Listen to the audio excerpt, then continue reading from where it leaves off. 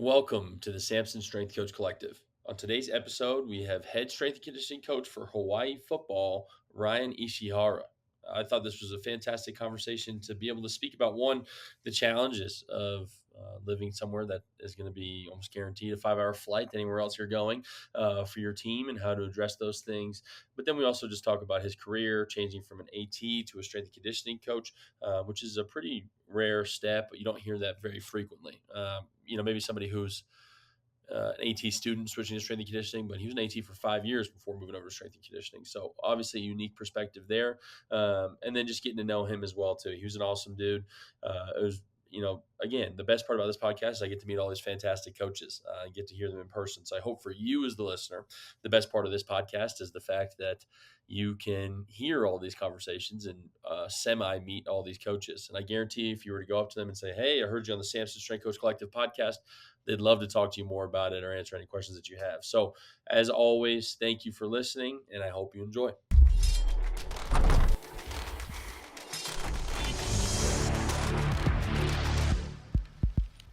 What's going on, Samson Strength Coach Collective listeners? On today's episode, we have Ryan Ishihara. Coach Ish is what you go by. Is that correct? Yes, sir. Coach Ish. Excellent.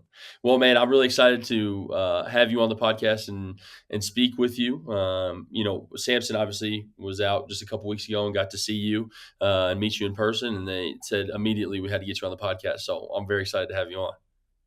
Hey, thanks for having me, man. It's first podcast ever, so this is pretty cool. Oh, absolutely, man. Well, I mean, seriously, it's always fun for me to be the interviewer, right? But then, especially when I hear somebody's first time, that's always the most exciting piece for me. So, let's get right into it, man. Can you just kind of give me a background of your career and then what's brought you to Hawaii? Yeah, man. So, I'm born and raised here. Went to college in Oregon. I actually majored in athletic training. Became a high school athletic trainer for about 5 years. In my first year of being a high school athletic trainer, I kind of found myself doing my return to play and my rehabs in the weight room. So then I kind of thought, I might like this a little bit more. Did an internship at Colorado State football.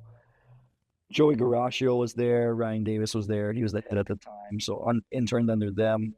And then came back to Oregon, moved to a bigger high school, more of a powerhouse. Stayed there for a few more years and then applied for the graduate assistant job at UH and then been here ever since 2021. That's awesome, man. So, what was the feeling like for you when you knew you were able to come back home? Oh man, my parents are super happy. Yeah. They would do their best to come up to Oregon once or twice a year. Ever then I graduated college, their trips would get a little bit less frequent. I would come home for holidays, but um, to be home with my parents again was big. To be home with, when you get older, especially being from a place like Hawaii, family's everything. So to be able to further my career, to get a higher education, and then to be with my family and around everyone and all my childhood friends is surreal. I mean, that's amazing. And I think every strength coach has had positions pop up that is just like, man, yes, like absolutely, please. For me, it was actually this position here because I knew my parents were going to be moving about an hour and a half away from where Boone is, and I was like, yes, please, like that's going to be the perfect fit. And I'm Mhm. sure it was a moment where it's just like, you heard about it, and it just clicked immediately. You knew that's what you wanted to do. How did you hear about the position opening up? Shoot, I think it was either on Indeed.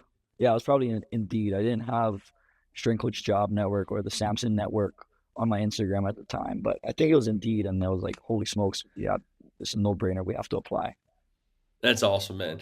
And I appreciate another story of it not just being a connection, right? Because I think sometimes the younger guys can get, or girls can get discouraged by the fact that Yeah. they feel like they have to be nothing but connected. So it's nice to hmm hear that you can do it through Indeed sometimes. Yeah. Well, but, one thing I'm really curious about, which you just mentioned right off the bat, is starting off as a high school AT. What was your experience within those 5 years? And to further that, when you started to see yourself in the weight room just a little bit more, like how did the idea start brewing that strength and conditioning might be what you want to do? Yeah. So, you know, we would do a lot of rehab and return to play on the field. and in the weight room. Once I started to realize, okay, yeah, this is a lot more fun. On the AT side, obviously my experiences don't speak for everyone, but dealing with the injuries, dealing with the high school parents, that's a challenge in itself. Having to communicate, working as an underserved, working for an underserved school, right? Like in the state of Oregon, it's not very common for high schools to have more than one athletic trainer, whereas in Hawaii, our high schools are well equipped with minimum two per high school. So just the resources were different, and it was a lot of strain on me and my personal life, just in terms of always being there, right? I had 17 sports all to myself at the high school, so that was pretty nuts. Um, and so when I started to transition into strength conditioning, once I got to Colorado State, it was like, okay, this is dope. This is awesome. Like, look how much fun they're having. Because you know what I mean? Like in the weight room, there's no sad boy hours in the weight room. But and obviously the training room is what you make of it, and it's the environment that you create. But like those are injuries that I'm taking care of, but they're hurt, so they're sad and all this and that. And it's like, man, let's just go in the weight room. Let's just go. Let's just have it. So that's kind of what led me to the transition. When I got to the next high school, I was the head strength coach. I started off with football, and then I believe I ended it with 9 sports by the time we moved into the new facility. But just really enjoyed my time grinding. I would do my best to schedule all these different teams after school because I wasn't a teacher and I was just the AT, but I would do my best to get all my kids out to practice. So girls soccer, boys soccer, football would all come in. Sometimes the cross country would come in, and then get them all out to practices, make sure they're all watered down, make sure that their med kits are all out, and then boom, I'm in the weight room, maybe with men's basketball, maybe with baseball, women's basketball. I had softball and cheer as well. So like just trying to be in multiple places at once, it was really hard, but I mean, I had the most fun doing that. Who was helping you out at this time? Like within the strength and conditioning kind of programming and understanding how to organize the Oh, weight room, was it all self-taught? well, I mean, I learned, it's crazy. I don't know what it's like for other people, but like I feel like I learned so much more from my internship than I did in undergrad. Obviously, different majors, but you know what I mean. Um, in terms of helping me at the high school level, it was just me. So I was the only athletic trainer and I was the only strength coach at the school. My head football coach was the lead PE teacher, and then he delegated the strength conditioning responsibilities to me. So like anything that I did with the football program, we were putting it on the whiteboard for PE class, weight training class. And then we had a bunch of assistant coaches on the football staff that would come in and help, but only for football. So like if I had the other teams, they were just sending their kids in, and then it was just me running the show.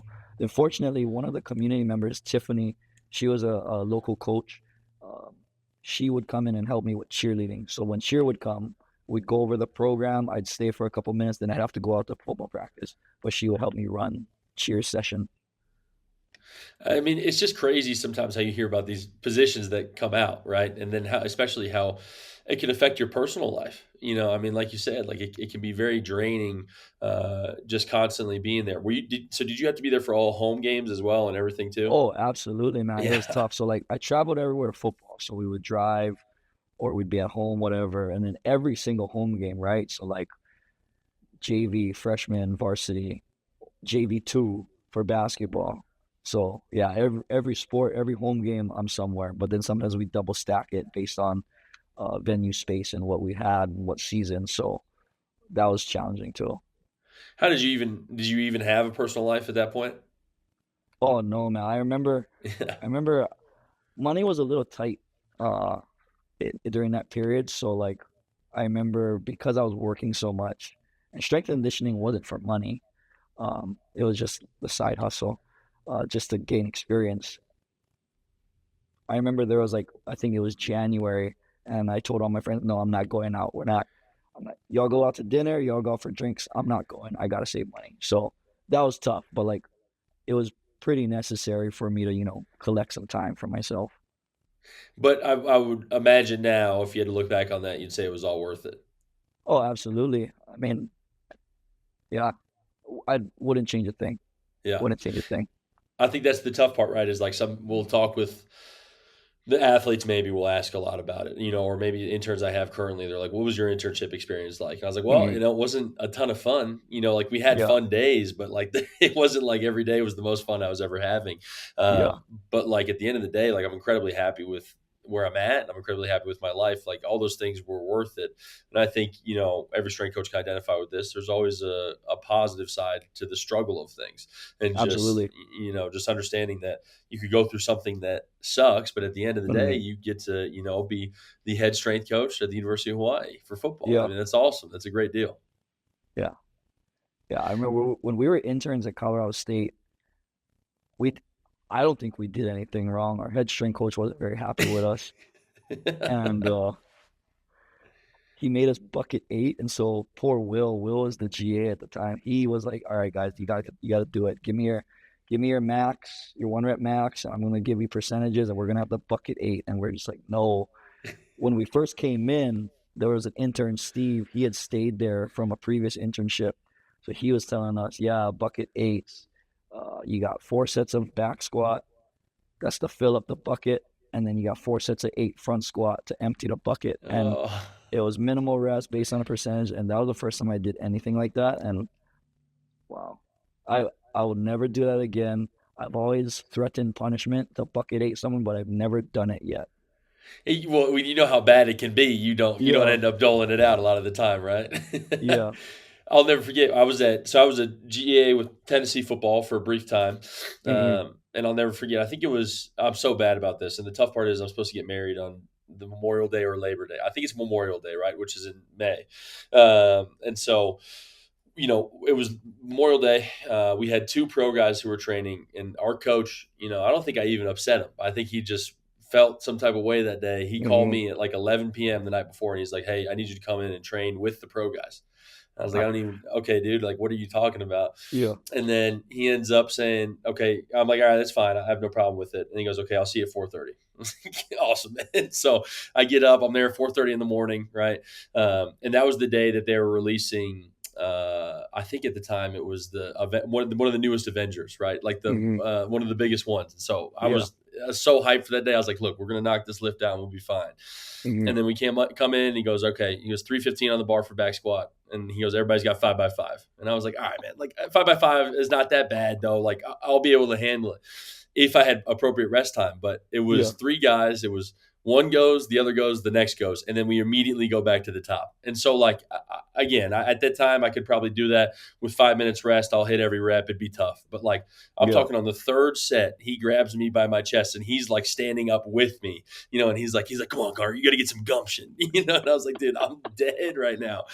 And then no joke, like we finished that up. He's like, all right, 10 more things. And it literally went to like, I think we did bench press, and then we did power cleans into RDLs, into bent over rows and everything. And I puked my brains out. And so I'll tell other interns about the lift, and sometimes I'll threaten them. I'll be like, man, we got to do the same lift too. But I'm in the exact same wavelength as you. I've never actually made somebody do the lift because it's just nasty. there's sometimes like you get interns, you get GAs, and you're just like, bro, you have no No idea. idea. And I'm not looking for no praise, but I am such a good person for not making you do this stuff. Yes, yes. Oh my goodness. We got I'm sure you have endless stories as well too, but just Yeah, it's so interesting to see. It feels like sometimes I'm like a buffer for them, right? It's like I'll yeah, I'll, I'll give them the message, same message, but it's our same what reasoning behind it, but different type of message, right? I'm not gonna yeah, absolutely crush them, but at the same yeah, time, like man, you have no clue how bad I could make this for you. It could get yes, off the rails quick. yeah, Well, another thing that you mentioned earlier in your description too, I think was really it clicks something for me in my mind was there's no sad boy hours in the weight room, right? And I think hmm, that can be one of the biggest distinctions for me between athletic trainers and strength coaches. I never really thought of that before.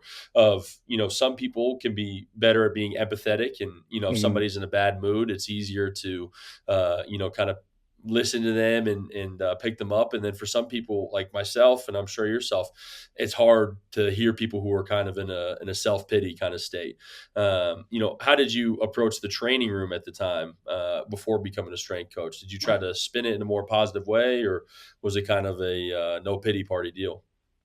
You know, I, I think I should start it off by saying, like I've always been good with kids, Yeah. and so I've always been able to connect with kids and joke around and just be giddy with them. But like, it was always a big balance. I think it also de was determined by the sport, right? Like, if I'm your strength coach and your athletic trainer, I get a little bit more leverage, right? Like I'm working with you in two phases of your life right now, and I get to have a little bit different conversations with you.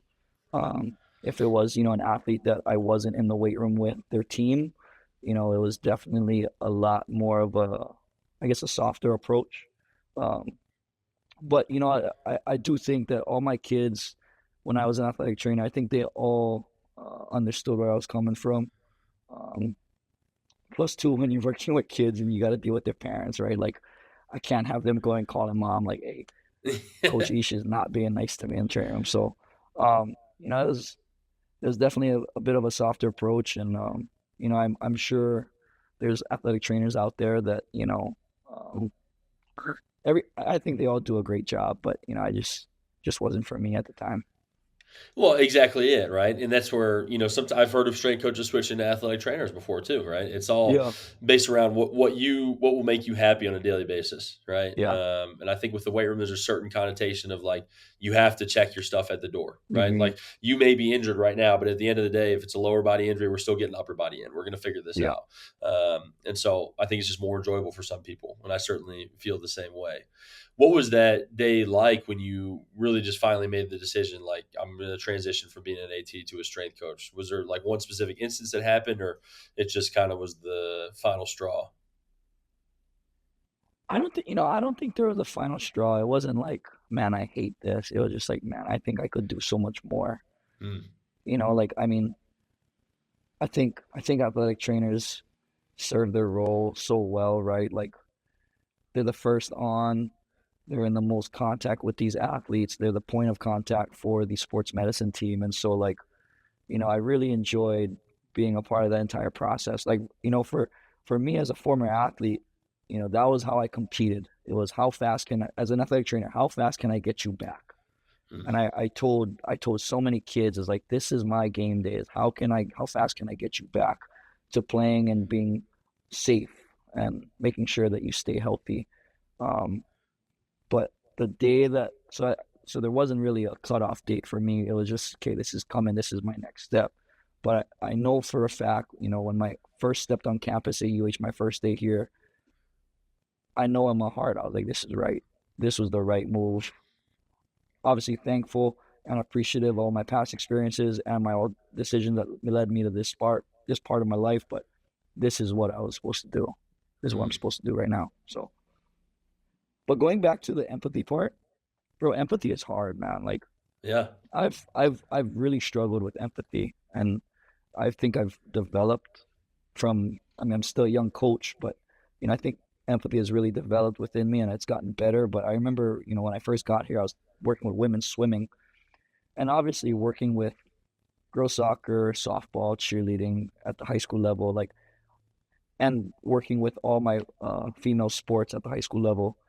Ton of exposure to working with girls, but like as a male coach working with now women, you know, talking to them is different. Perspectives are different. Coming home to Hawaii, it's different than being on the mainland. So, empathy was a struggle, and empathy grew a long way. And I remember my last day of being the women's swimming strength coach. I told them, thank you guys.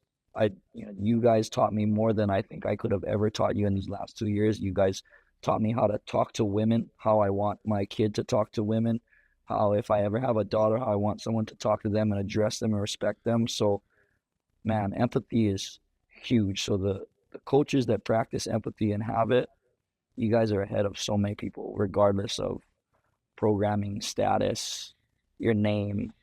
I think that takes you a lot farther. Mm. What were the lessons they taught you? Swimmers are different, so I can't talk to swimmers like football boys. I can't bark. I can't, I can't do all this and that.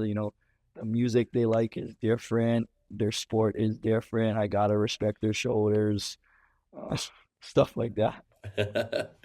Well, but that's like something that I feel really grateful for my experience in strength and conditioning is like I always thought it was going to be football, but then I started Hmm. off at UPenn, which was combined football and Olympic strength and Hmm. conditioning. Hmm. And so I then got exposed to basketball. I got exposed to a ton of different sports. And then, I think was crucial for me because it made me okay with like, it doesn't always have to be just football. I can Yep. go along and I can go with different teams. And, Hmm. it actually came to a crucial point for me.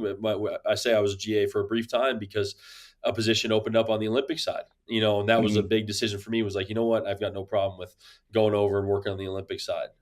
Yeah. But to your point, like being able to work with females and being able to work with different types of sports, and Hmm. something like you mentioned cheerleading, right, to swimming to rowing. Like rowing Yep. taught me that rowers are some of the hardest workers of all time. Like, Dogs. I mean, just getting absolutely drilled every day and still going out there and giving it their all. So, Yeah. like, those different experiences just taught me so much as well too. So I can certainly Hmm. identify with that statement because it's like, man, it taught me how to be empathetic, but I think it also Hmm. taught me how to be empathetic in a way that wouldn't allow people to feel sorry for themselves. Yeah. It taught me how to say, okay, I understand that, and I feel you, and I feel for you, but what's the next step? Like, Yeah. are you going to dwell on this moment, or are you going to be able to take another step and get further? Hmm. Yeah. I think it goes towards like how you coach, right? Like how you coach and how you talk to people. Like if you're not a good person and you're not good at making connections, like how are you gonna get the most out of them, right? Like, you know, it's football season right now. We're in season. We're 2-4. It's not like, we're 6-0 and we're thinking about the playoff, right? We're 2-4. We're trying to fight right now. And we're banged up and people are trying to uh push through the last half of the season. We're trying to win games, and the weight room isn't the priority right now, obviously, but you know, you got to find a way to get them to push. And I can't bark at them. I can't be all big in their face. I got to get to a level where it's like, yeah, you know what, coach, you're right. I should probably skater squat this. I should probably do this. I definitely should not be coming in here and hiding from you, skipping things. So I mean, I've been there before as well, right? With a losing record to start the season Hmm. and kind of struggling, just to get started. But there's obviously still a Hmm. lot more games to be played. What are your key points in the weight room in that type of situation? What do you look for? What do you try to do as a coach? I think it goes along the lines of the kids are tired of hearing this, but we're close, right? Like we're really close. If going to the boys' state game, we're telling the kid like, honestly, we're 8 points away from being 4-1.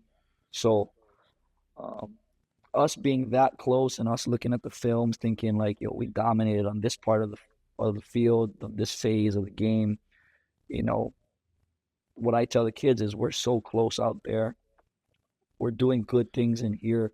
Wouldn't you want to be stronger, better, faster, harder working than the guy you line up across of? Wouldn't you want to impose what you need to do, what you're capable of doing on them? So they kind of see it that way. And then sometimes you got to paint a more creative picture, or you got to give a bit of this different description to somebody else that thinks a little bit differently. But yeah, that's what we've been using. Yeah, I mean, I love that, right? Though, and like that's something that's fun to look at in season versus Hmm. at the end of the season, right? And reflect on it. And, just in basketball for myself, like there's been times where it's like, yeah, like 8 points. We're talking 8 points in basketball that we Hmm. ended up losing off of 4 games. And like if we had won Yeah. these games, it's no fun to be sitting there and not have control of that situation. But there's still Yeah. control here now, and it still can be dictated by how you approach each day. Hmm. What does the conversation look like with your staff as well too, like with your immediate assistant strength coaches? Yeah. It's the vibe's got to stay up. Yeah, We have to find a way to keep the vibe up. Sometimes it's as simple as music, but then, sometimes it's not. So we just got to find I tell them we got to find a way to keep the vibe up. You got to do your best to stay active and involved and engage with these kids, and um, you got to be able to find yourself uh, putting yourself out there, because if you stay comfortable within yourself and just do what we usually do, it's not going to bring the best out of these kids. They're already hiding as it is, so we got to find a way to bring them out. Mm. And so you've said hiding a couple times. What does hiding look like to you? Man, if someone is hiding in the corner of the weight room, they don't want to back squat. Like today, I got a couple of guys like, "Yo, old man, I know your knees hurt. Get over here." Or just sometimes we got sad boy hours. So Yeah, it happens. I mean, and even right now, we're in the. I think almost one of the toughest parts to convince people to lift is preseason, yeah, which is when you start practicing all this time and you're hmm, still playing only against each other, right? And it's yeah, just getting tiring at this point. And it's funny hmm, because I'll see guys in the weight room and I'm like, all right, I'm doing my rounds and okay, Bryant isn't squatting right now. Okay. Well, I'll hmm, go back around. All of a sudden, Bryant's not squatting again. And I'll go back around one more time. Bryant's not squatting again. And then that's what I love. My favorite thing is just to say, hey, man, I haven't seen you lift yet. Like, are we are yeah, we just letting the weights get dusty today? Is that just what we're gonna do? Is that yeah, we're okay with just sucking today? And then they all go, no, no, no, no, no, it's not what I'm doing. It's like, okay, man, hey, my fault. I'm here to get you better. That's my fault. I apologize. yeah, And I love having those conversations, right? hmm, But I think at the end of the day, that's a form of empathy as well too. Is just showing them like I understand that it's a tough time right now, but at the end of the day, like hmm, we still got to get better, and that's my job is to check you on that and see if you are yeah, getting better. yeah. I think that's what's hard too. Is like you're thinking about, okay, in terms of, I think every football program has this, right? Like who's your voices? It's your head coach, it's your special teams coach, and it's your strength coach. And for us, because we're in season, post practice lifts are a little bit different. They're a lot more fluid. So on Mondays is really my day to talk to them. But it's like I've never been the most rah inspirational, lead by words, lead by my voice kind of guy. So it's like, shoot, that's another thing that I kind of worry about too. Is like, what am I going to say on Mondays? What am I going to say to motivate them? What am I going to say to empathize with them? What am I going to say to get them going? How do I get them out of their thoughts? So Mm. The speeches, man, the speeches can get. It's so interesting when to put them in there, what to know, what is the right thing to say. But yeah, I think almost what you mentioned previously too is like it comes down to knowing the athletes and knowing how to talk yeah, to each of them individually as well too, because there's a broader uh-huh, message. But then at the end of the day, like you're going to have to find the guys who you need to hype up a little bit, and then you're going to find the guys who, like you said, need to be sad just for a couple yeah, hours, and then hopefully yeah. they What can I've turn it what around. I've what I found to be successful is like just being real and like saying real things to them, speaking real life to them. But then, I mean, sometimes you just gotta, sometimes I turn on Batman, or you gotta watch like YouTube for the war movies, and you gotta take some things from those scenes, and hopefully they work on them too. Yep. Um, I'll tell you this: we just did our bench press testing, and Mm, this was the most successful speech I've ever had. So for NBA Combine, obviously it's 185, yeah. and so I'll use a different word here, but I was like, when you have a child one day and everybody here wants Mm-hmm, to be parents, like and you hold your mm-hmm, son for the first time or daughter and you make eye contact with them, you hold them up and it's am I soft? And I used obviously a little mm, bit more of an expletive word, but like I've never I don't know, I was trying to kind of be funny just a little bit just to get the guys yeah, excited, but I've yeah. never seen them respond so well. Like in our bench Really, press numbers were through the roof, I swear, yeah. because everybody was like, I'm not soft, I promise you I'm not soft, and it Yo, was funny. So that one that's a good one. potentially for some combine testing, you're more than welcome to steal that one. That's a good one. I don't think it'll ever escape a male sport. Oh, how much do you bench? Oh, never. Absolutely not. No, and that's why I love bringing up Kevin Durant not hitting any bench press or not a single rep. I think at that time it was 135 too when it was his Oh, combine. bro, Yeah, yeah. You whatever. know, He's good. He yeah, gets a exactly. pass. He's fine. He made it out all right. I promise you that. And so one of the biggest things, and we were kind of talking about it just before the show even started, is obviously there's going to be some travel challenges Mm, coming from Hawaii to the continental United States. Like, what are the hmm. biggest challenges that you see? I think we do a good job with our sports scientist, Dr. Trevor Short. He does a lot of good things to inform us and educate us on things that we're looking for. So, I think the biggest thing that we're looking at, that I don't know if teams realize this. because for us it's every week, right? We're traveling across the ocean. Is like how much you're not drinking and eating on the plane. Like personally for me, like I like sitting in a aisle seat because I'd rather let someone go to use a bathroom than ask somebody to get up and wake up for me to use a bathroom. So, I don't know if the kids think like that, but like, that's a big thing. If you're too scared to ask someone to get up for you, you're probably not going to drink water or drink anything on the plane. So like, we're on the plane from anywhere from 5 hours to 10 hours at a time. So if we're losing all that time and drinking fluids, our kids are showing up on the mainland dehydrated. So that's one thing that we are challenged with and try to push. And then obviously, in Hawaii we have a certain level of humidity, but when we go to Texas or last year we went to um, Nashville, like that humidity is a little bit different. Yeah. So that's another thing we're challenged with, and then sleep in terms of adjusting, trying to find ways to trying to cheat the system on how we can get our kids better sleep. What was the 10-hour trip? I'm just curious about that. So I forget how long it was we chartered to Michigan, we chartered to Vanderbilt. I think the Vanderbilt might have been 9-ish. Michigan was somewhere up there, but then for us to get to Sam Houston this year, we were just under 5 hours to Oakland, but then we had we had like a 2 hour delay. Once we touched down in Oakland, with a 2 hour delay on the tarmac. They were just supposed to fill us up with gas. And then there was something else that happened, maybe a navigation issue, I think. And then we're 2 hours on the ground there. So that's already six. And then it was another few hours to get to um, Houston. So I believe that was a 10-hour trip for us. Wow. Do Yeah. you experience delays a lot with having to fly all the time? Yeah. Yeah, I mean, you have to, right? Like, I hate flying. I fly all the time. It's the worst because you just constantly are getting delayed. How do you approach Yeah. those with the team? Like, do you try to get the guys Um, active and stretching or just keeping them Shoot, man. positive?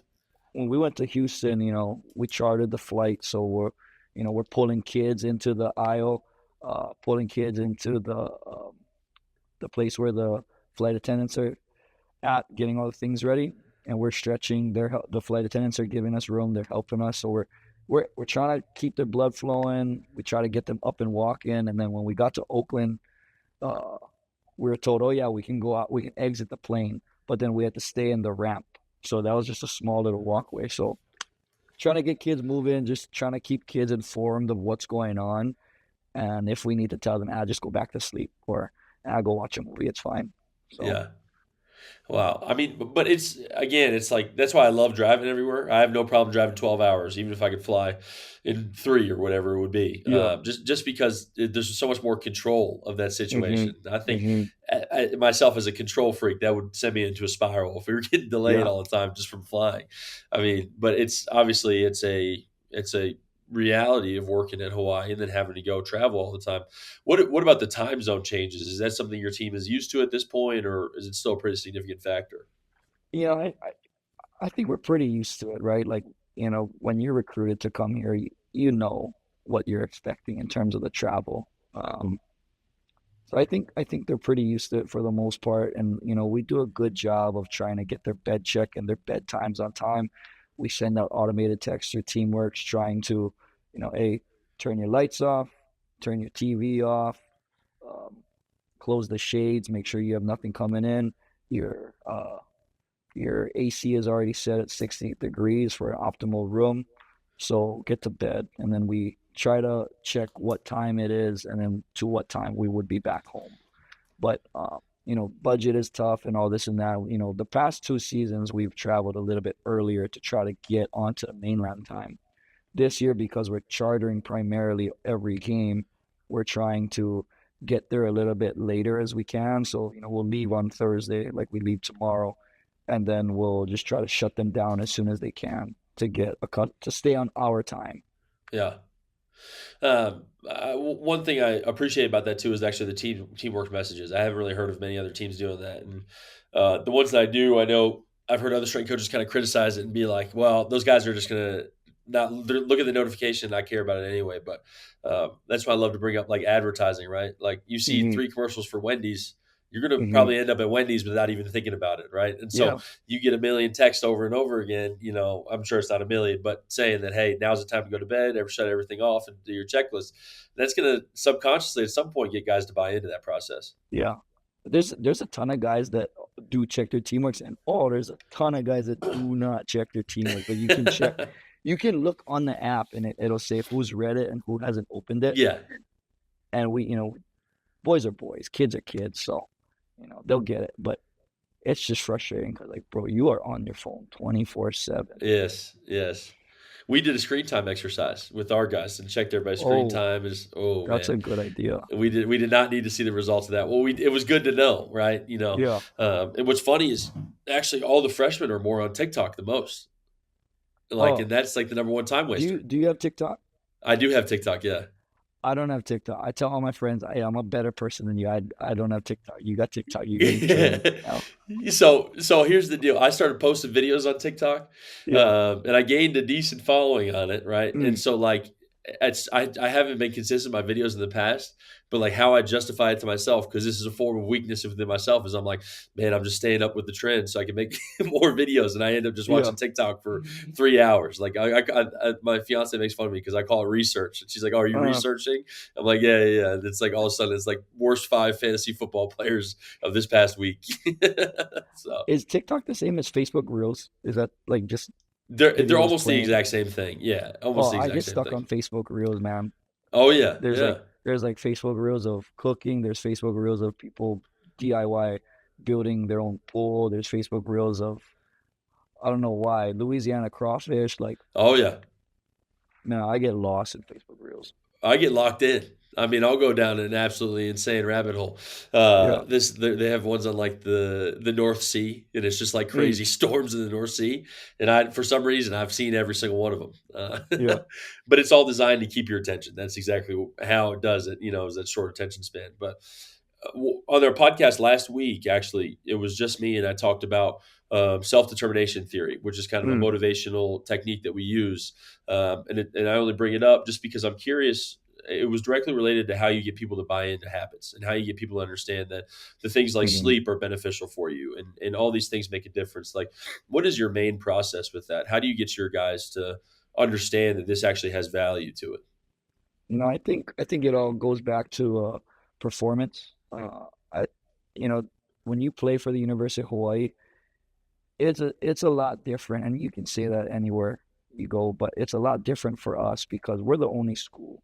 We're the only football program where we've got Hawaii across the chest. We're the University of Hawaii. So any sport here, you know, we're the main show, we're the main attraction, and so everything rides on us. Now, you know, am I inflating it a little bit? Yeah, maybe, but like this is all we've got. We don't have a pro team.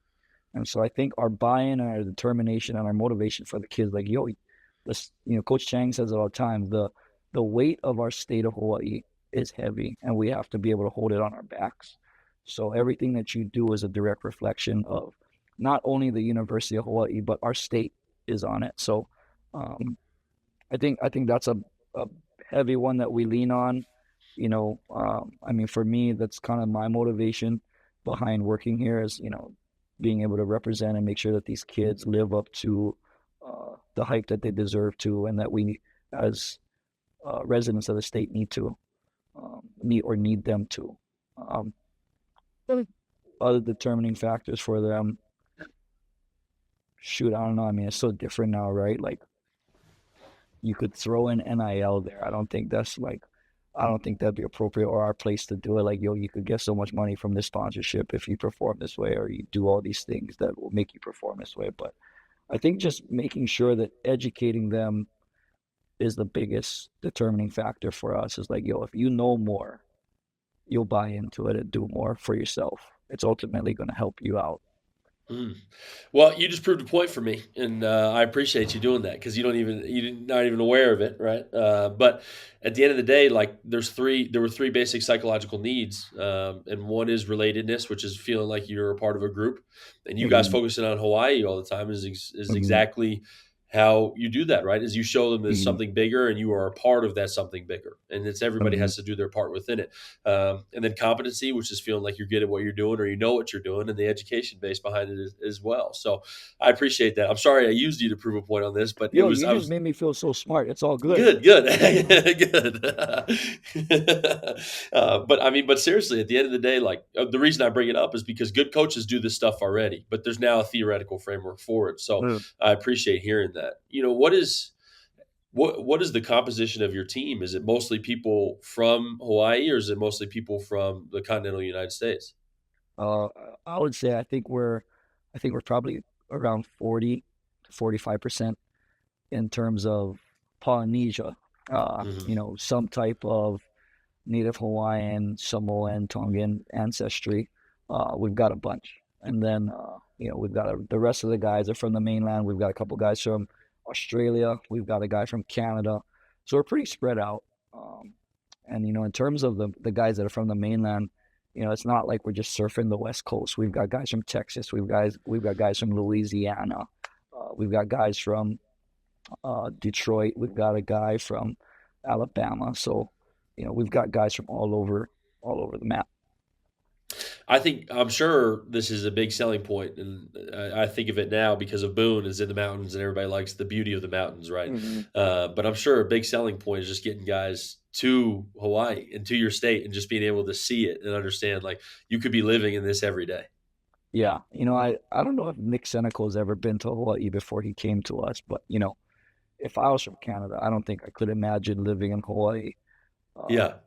or if I was Sibo, I don't think I could imagine being from Alabama coming to Hawaii. So, it's one of the better selling points when a kid is doing their photo shoot on the beach, or you've got our Wahine basketball team. They just did a photo shoot in the Kola Mountains. That was one of the best photo shoots I've ever seen, posted from Hawaii Athletics or just in general. So, um, yeah, I mean, we might not have the most resources as a university, but boy, do we have some concessions.